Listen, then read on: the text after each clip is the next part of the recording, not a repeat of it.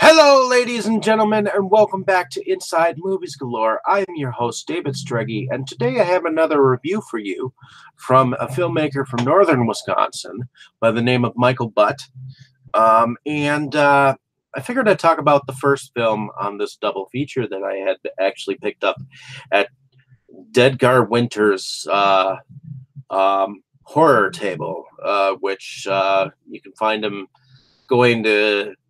He's a horror host from Kenosha, and I actually speak with some of his dead girls on my podcast that I have weekly.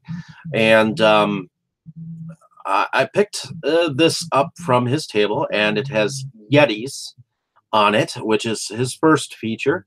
And I figured I'd talk about that one first. So in any case, so Yetis was filmed in 2012 with Michael Butt's More On Productions company. And I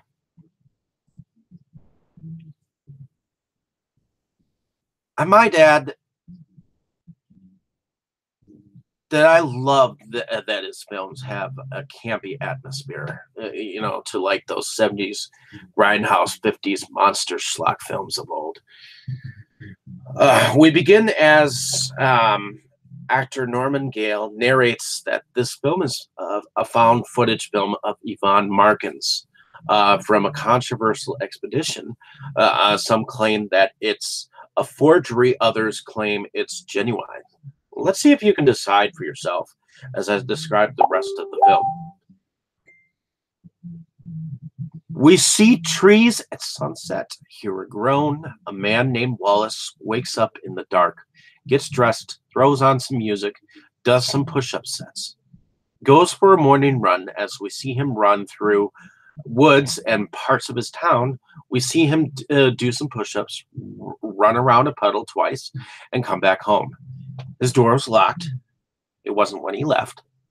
Goes around back, walks in through the kitchen. Carolyn is there. Apparently, they have a past. She's there to get his help. She'd been tasked to take 5 interns to study wolves in the middle of Canada, trying to find out why they haven't populated a certain area of land. She's going to be at a conference with the Wildlife Authority and is asking Wallace to babysit and make sure they get to their destination and comfy. $200 a day doesn't sound too bad now. So he goes and meets up with 3 men and 2 women, Charles, Frank, Jenkins, Sarah, and Carolyn, for this expedition with 5 camping backpacks. We find out Wallace had been the most leading authorities on wolves at one point. Charles seems to be the most animated and excited of the group, like he's on happy pills or something. After what seems like 20 minutes walking, Frank, who'd been complaining since they first met up of being there, of walking for an hour, can they stop? They don't. A little while later, they go and set up camp. While Frank was putting a radio or a tent a post up, I couldn't really tell which, in the ground, a Yeti of a nappy lamb-wooled suit attacked him.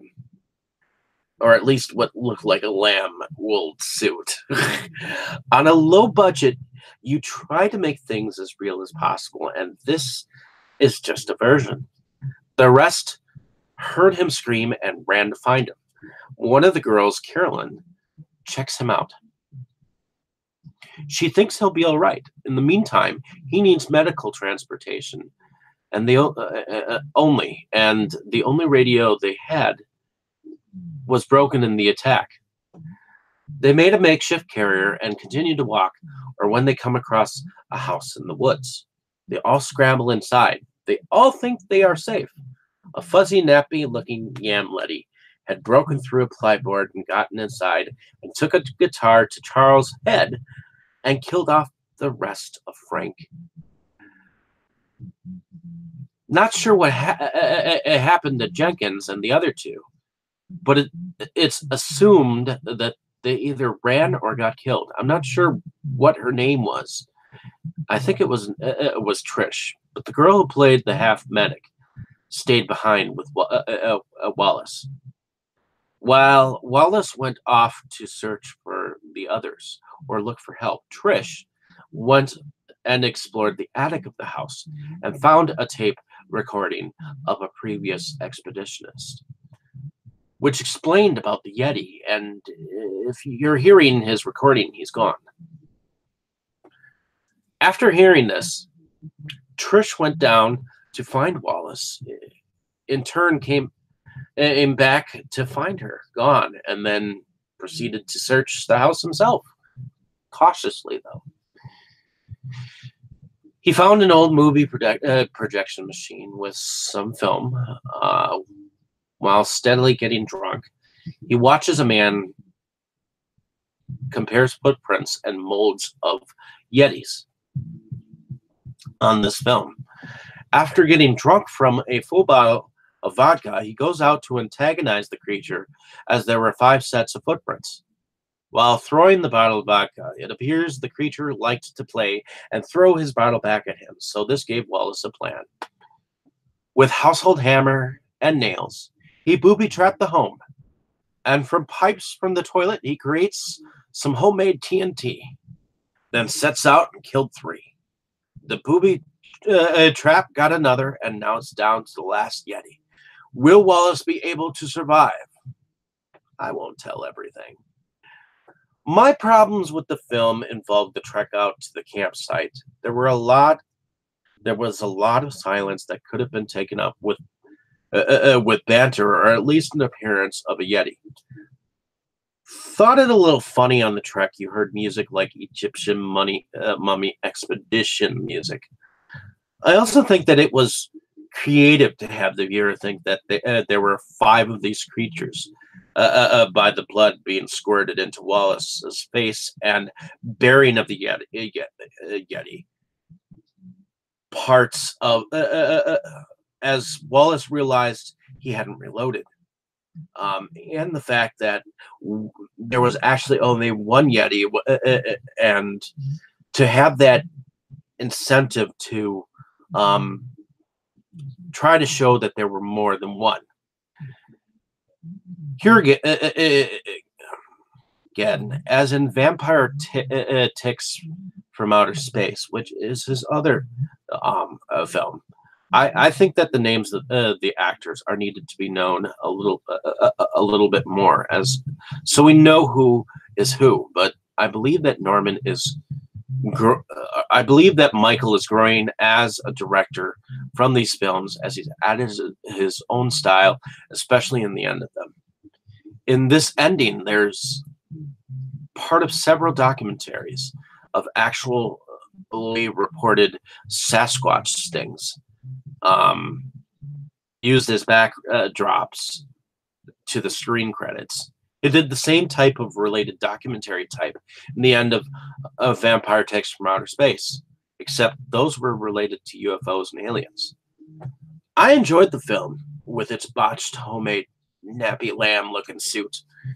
Yes, it was totally fake, and you could tell, but that was part of the fun in campy films of this nature. I believe the acting could have been somewhat better on Frank's half, but I feel the group seemed to have fun.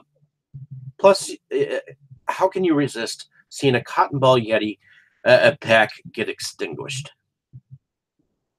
I was totally entertained by this film. I think, and I don't think that it's a bad film for it's unique for a Wisconsin film. Would you go on an expedition to see why wolves won't go to a certain area of Canada with me? I would certainly definitely check out the film on your own. It was definitely entertaining for me. The film starred Obadiah Boone as Wallace, John Patrick Healy as Frank, Raymond James as Charles, April Monitz as Carolyn, Crystalline Oldenburg as Trish, Logan Arneson as Jenkins, Kara Quena as Sarah, and Norman Gale as the Yeti. So hopefully you enjoyed my description of this film. Like and subscribe to my page. Definitely check out some of my other reviews. I have some cool reviews that I'll have coming out. So thanks for listening ahead of time. Thanks for the traffic, and have a great day, evening, or morning, wherever you are. Thank you so much.